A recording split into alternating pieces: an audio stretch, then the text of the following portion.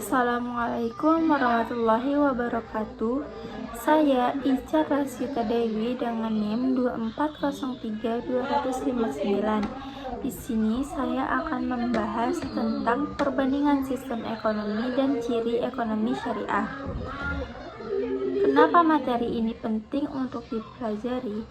Karena setiap negara di dunia memiliki cara yang berbeda dalam mengatur kegiatan ekonominya. Ada negara yang memberikan kebebasan penuh kepada masyarakat untuk melakukan kegiatan ekonomi. Ada juga negara yang lebih banyak mengatur ekonomi melalui pemerintah. Perbedaan cara pandang tersebut akhirnya melahirkan berbagai sistem ekonomi di dunia seperti kapitalisme, sosialisme, dan ekonomi syariah. Melalui materi ini, kita akan memahami bagaimana masing-masing sistem ekonomi bekerja, apa kelebihan dan kelemahannya, serta bagaimana ekonomi syariah hadir sebagai sistem yang menawarkan keseimbangan antara kepentingan individu dan kepentingan masyarakat. Selain itu, kita juga akan memahami bahwa ekonomi syariah bukan hanya berbicara tentang keuntungan dan bisnis, tetapi juga membahas nilai moral, keadilan, tanggung jawab sosial, dan keberkahan hidup. Pada materi ini, saya akan membahas secara lengkap mengenai pengertian sistem ekonomi, faktor-faktor yang mempengaruhi sistem ekonomi kapitalis, sistem ekonomi sosialis, sistem ekonomi syariah, perbandingan sistem ekonomi dunia, prinsip utama ekonomi syariah, ciri-ciri ekonomi syariah, dan hingga penerapan ekonomi syariah dalam kehidupan sehari-hari.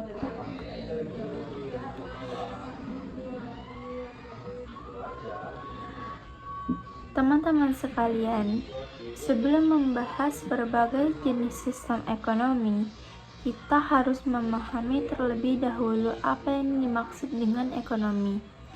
Sistem ekonomi adalah cara suatu negara atau masyarakat mengatur dan menjalankan kegiatan ekonomi untuk memenuhi kebutuhan hidup masyarakatnya. Kegiatan ekonomi tersebut meliputi produksi, distribusi, dan konsumsi barang maupun jasa. Melalui sistem ekonomi, suatu negara menentukan bagaimana sumber daya digunakan, siapa yang menguasai alat produksi, siapa yang menentukan harga, dan bagaimana hasil produksi dibagikan kepada masyarakat. Misalnya, dalam suatu negara, apakah masyarakat bebas membuka usaha sendiri atau harus mendapat izin penuh dari pemerintah? Apakah harga barang ditentukan oleh pasar atau oleh negara? Apakah kekayaan boleh dimiliki secara pribadi atau harus dikuasai negara?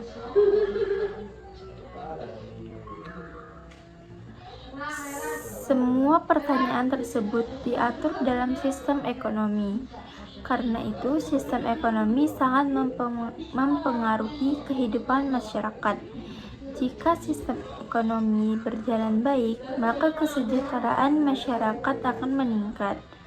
Namun, jika sistem ekonomi tidak berjalan dengan baik, maka dapat muncul berbagai masalah seperti kemiskinan, pengangguran, kesenjangan sosial, dan ketidakadilan ekonomi.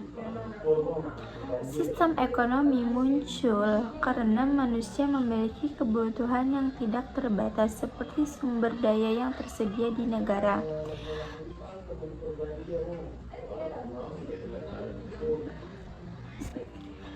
Namun, sumber daya yang tersedia seperti tanah, bahan baku, tenaga kerja, dan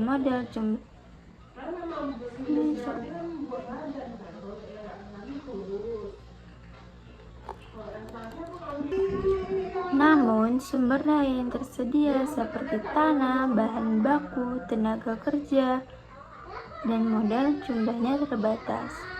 Karena itu, manusia harus membuat aturan dan cara tertentu agar kebutuhan masyarakat dapat dipenuhi dengan baik. Selain itu, manusia juga memiliki kepentingan yang berbeda-beda. Ada yang ingin memperoleh keuntungan besar, ada yang ingin pemerataan ekonomi, ada juga yang lebih mengutamakan kesejahteraan sosial. Perbedaan kepentingannya dan cara pandang inilah yang akhirnya melahirkan berbagai sistem ekonomi di dunia. Nah, faktor-faktor yang mempengaruhi sistem ekonomi, ada banyak faktor yang mempengaruhi terbentuknya sistem ekonomi. Yang pertama adalah ideologi negara. Ideologi merupakan dasar pemikiran suatu negara. Negara yang menganut liberalisme biasanya lebih mendukung kebebasan individu dalam kegiatan ekonomi. Sedangkan negara yang menganut sosialisme lebih menekankan pemerataan ekonomi melalui peran pemerintah. Dalam ekonomi syariah, dasar utamanya adalah ajaran Islam yang bersumber dari Al-Quran dan hadis. Karena itu, nilai agama sangat mempengaruhi kebijakan ekonomi. Karena itu, faktor yang kedua adalah budaya masyarakat. Budaya mempengaruhi cara masyarakat bekerja, menggunakan uang, dan melakukan kegiatan ekonomi. Masyarakat yang memiliki budaya gotong royong biasanya lebih peduli terhadap kesejahteraan bersama, sedangkan masyarakat yang individualis cenderung lebih fokus pada kepentingan pribadi. Yang ketiga adalah sumber daya alam. Negara yang memiliki sumber daya alam melimpah biasanya memiliki kebijakan ekonomi yang berbeda dibanding negara yang sumber daya alamnya terbatas. Misalnya, negara penghasil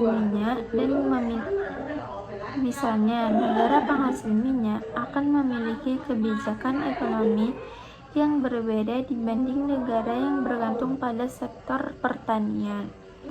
Yang keempat adalah perkembangan teknologi. Perkembangan teknologi saat ini sangat mempengaruhi sistem ekonomi modern. Saat ini, teknologi digital telah mengubah cara manusia bertransaksi dan berbisnis. Munculnya marketplace, pembayaran digital, dan bisnis online merupakan contoh pengaruh terhadap ekonomi. Yang kelima adalah kondisi politik dan pemerintahan. Kondisi politik stabil, kegiatan ekonomi biasanya berjalan baik. Namun, jika kondisi politik tidak stabil, maka investasi menurun, pengangguran meningkat, dan ekonomi menjadi terganggu. Terus ada sistem ekonomi kapitalis. Mahasiswa, teman-teman sekalian, sekarang kita mulai membahas sistem ekonomi pertama, yaitu sistem ekonomi kapitalis. Kapitalisme adalah sistem ekonomi yang memberikan kebebasan penuh kepada individu untuk melakukan kegiatan ekonomi. Dalam sistem ini, masyarakat bebas memiliki kekayaan pribadi, membuka usaha, menentukan harga, dan mencari keuntungan sebesar-besarnya. Pemerintah hanya memiliki peran kecil dalam kegiatan ekonomi. Sistem kapitalis berkembang di negara barat seperti Amerika Serikat dan beberapa negara Eropa. Dasar utama kapitalisme adalah kebebasan individu dan persaingan bebas. Dalam sistem ini, pasar dianggap mampu mengatur ekonomi secara otomatis. Misalnya, jika harga suatu barang mahal, maka banyak pengusaha akan memproduksi barang tersebut. Ketika jumlah barang bertambah, maka harga akan turun dengan sendirinya. Karena itu, pemerintah tidak terlalu banyak ikut campur dalam pasar. Kapitalisme memiliki beberapa tujuan. Salah satunya adalah mendorong kreativitas dan inovasi. Karena adanya persaingan, perusahaan akan mampu menciptakan produk baru agar mampu bersaing di pasar. Kapitalisme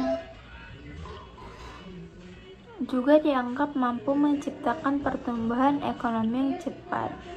Misalnya, perkembangan teknologi smartphone terjadi sangat cepat karena perusahaan saling bersaing menciptakan produk terbaik. Terus ada masyarakat termotivasi bekerja keras karena memiliki kesepakatan memperoleh masyarakat termotivasi bekerja keras. Kapitalisme juga dianggap mampu menciptakan pertumbuhan ekonomi yang cepat. Masyarakat termotivasi bekerja keras karena memiliki kesempatan memperoleh keuntungan yang besar. Namun, di balik kelebihannya, kapitalisme juga memiliki banyak kelemahan karena terlalu menekankan kebebasan individu.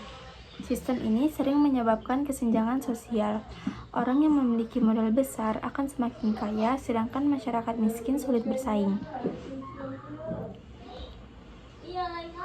Misalnya, perusahaan besar mampu menguasai pasar sehingga usaha kecil sulit berkembang. Selain itu, dalam kapitalisme sering terjadi eksploitasi tenaga kerja. Ada perusahaan yang memberikan upah rendah demi memperoleh keuntungan besar.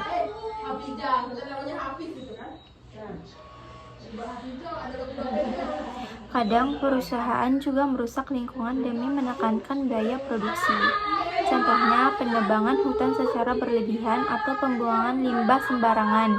Hal ini menunjukkan bahwa jika keuntungan menjadi tujuan utama tanpa pengawasan moral, maka dapat muncul berbagai ketidakadilan. Terus ada sistem ekonomi sosialisasi. Teman-teman sekalian, sistem ekonomi berikutnya adalah sistem ekonomi sosialis. Sistem sosialis muncul sebagai kritik terhadap kapitalisme. Jika kapitalisme terlalu menekankan kebebasan individu, maka sosialisme lebih menekankan pemerataan ekonomi dan peran besar negara. Dalam sistem sosialisme, alat-alat produksi seperti tanah, pabrik, dan sumber daya penting biasanya dikuasai oleh negara. Pemerintah memiliki peran besar dalam mengatur kegiatan ekonomi. Negara menekankan apa yang diproduksi, beberapa jumlah produksi, dan bagaimana hasil produksi dibagikan kepada masyarakat. Tujuan utama sosialisme adalah menciptakan pemerataan kesejahteraan. Sistem ini berkembang di negara-negara seperti Uni Soviet pada masa lalu, Korea Utara, dan beberapa negara lainnya. Kelebihan sistem sosialisme adalah perhatian besar terhadap kesejahteraan masyarakat. Pemerintah berusaha menyediakan kebutuhan dasar masyarakat seperti pendidikan, kesehatan, dan pekerjaan. Karena pemerintah mengatur ekonomi, kesenjangan sosial biasanya lebih kecil dibanding sistem kapitalisme. Namun, sistem sosialisme juga memiliki kelemahan. Karena terlalu banyak campur tangan pemerintah, kebebasan individu menjadi terbatas. Masyarakat kadang tidak memiliki motivasi tinggi untuk bekerja keras karena hasilnya dianggap sama rata. Selain itu, birokrasi yang terlalu besar membuat ekonomi berjalan lambat dan kurang efisien. Kurangnya persaingan juga menyebabkan kreativitas dan inovasi menurun. Karena itu, banyak negara sosialisme mengalami kesulitan ekonomi. Selanjutnya, ada sistem ekonomi syariah. Teman-teman sekalian, setelah memahami kapitalisme dan sosialisme, sekarang kita akan membahas sistem ekonomi syariah. Ekonomi syariah adalah sistem ekonomi yang berdasarkan ajaran Islam. Sumber utama ekonomi syariah adalah Al-Quran dan Hadis. Ekonomi syariah hadir bukan hanya sebagai sistem ekonomi, tetapi juga sebagai bagian dari ibadah dan kehidupan manusia.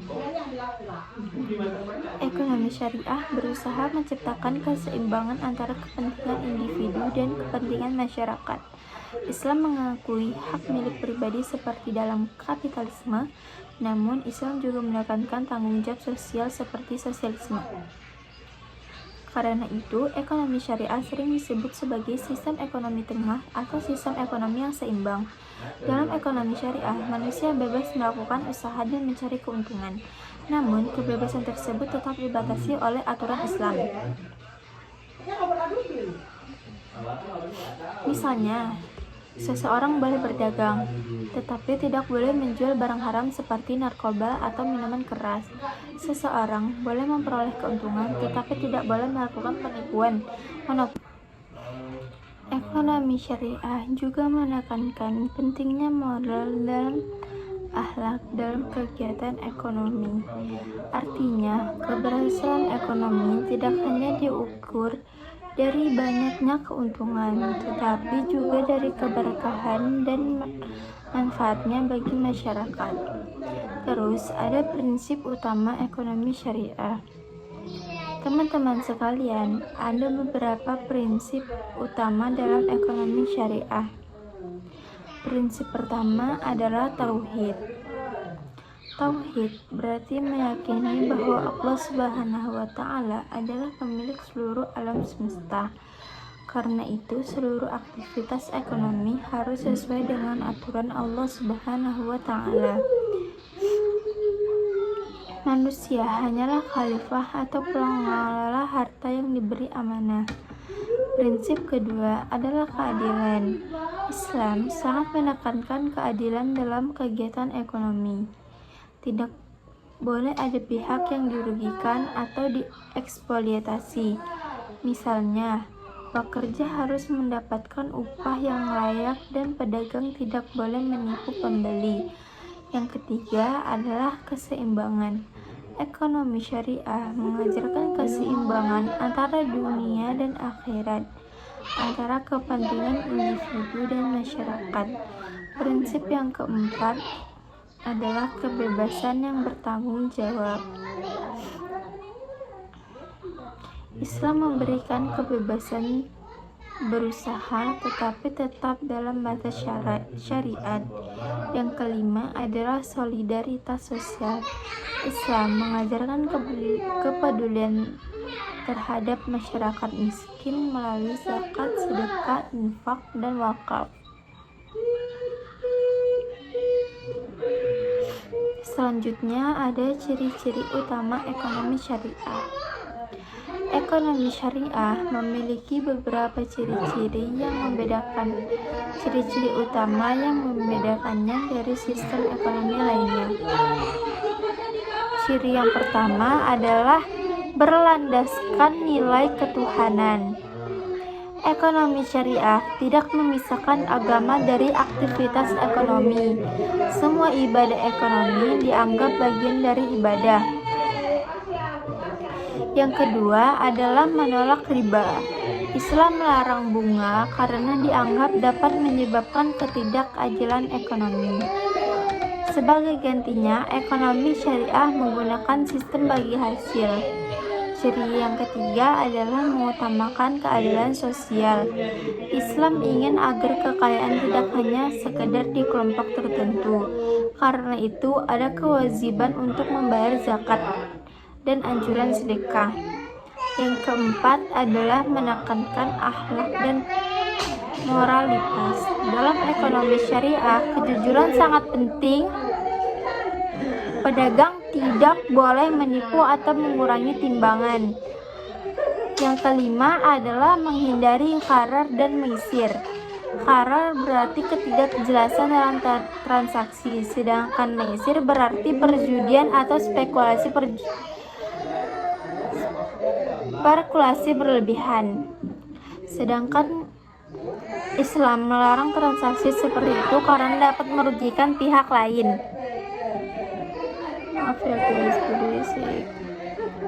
Terus ada perbandingan sistem ekonomi. Jika kita membandingkan secara sederhana, kapitalisme lebih menekankan kebebasan individu dan keuntungan. Sosialisme lebih menekankan pemerataan dan kontrol negara. Sedangkan ekonomi syariah menyeimbangkan antara kebebasan ekonomi dan keadilan sosial. Kapitalisme sering menghasilkan pertumbuhan ekonomi cepat tetapi juga kesenjangan sosial tinggi. Kapitalisme sering menghasilkan pertumbuhan ekonomi cepat tetapi juga kesenjangan ekonomi sosial tinggi. Sosialisme lebih merata tetapi mengurangi kreativitas dan kebebasan masyarakat. Ekonomi syariah tidak memisahkan agama dari aktivitas ekonomi. Semua aktivitas ekonomi dianggap bagian dari ibadah. Yang kedua adalah menolak riba. Islam melarang bunga karena dianggap dapat menyebabkan ketidakadilan ekonomi. Sebagai gantinya, ekonomi syariah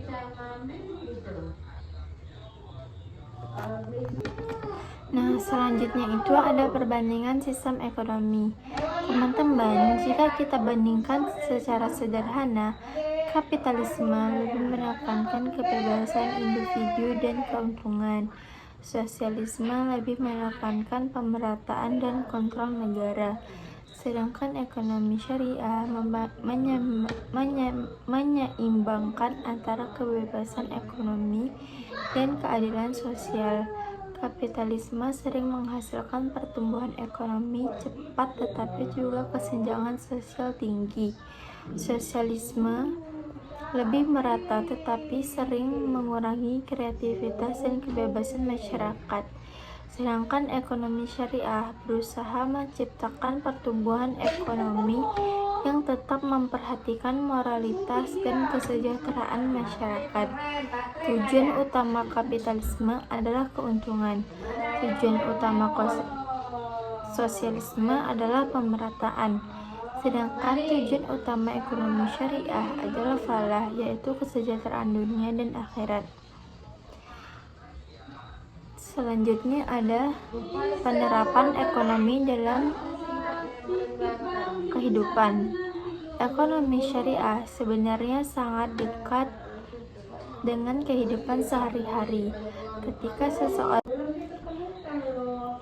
Ketika seseorang berdagang dengan jujur, membayar zakat, membantu orang lain, dan menghindari riba, maka ia sudah menerapkan ekonomi syariah. Saat ini, ekonomi syariah berkembang sangat pesat. Sudah banyak bank syariah, koperasi syariah, hotel syariah, wisata halal, dan bisnis berbasis syariah lainnya. Hal ini menunjukkan bahwa ekonomi syariah memiliki peluang besar untuk berkembang di masa depan. Sebagai mahasiswa, kita juga perlu dapat mulai menerapkan prinsip ekonomi syariah dalam kehidupan sehari-hari. Misalnya, menggunakan uang dengan baik, dengan bijak, tidak boros, mencari penghasilan halal, dan membiasakan hidup jujur serta amanah.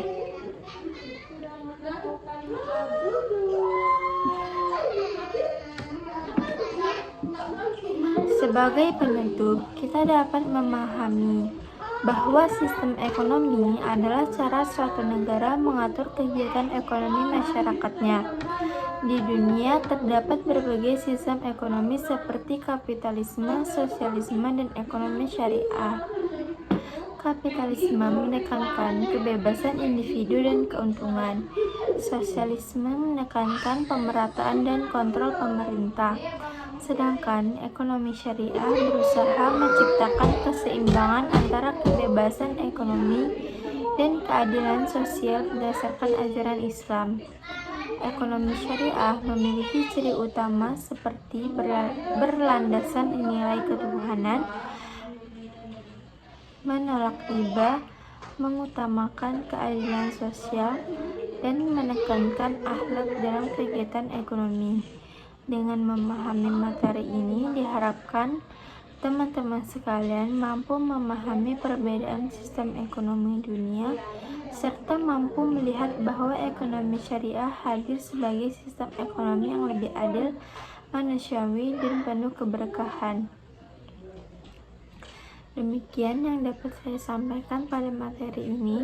Lebih dan kurangnya saya mohon maaf. Saya akhiri, wabillahi taufiq wal hidayah. Assalamualaikum warahmatullahi wabarakatuh.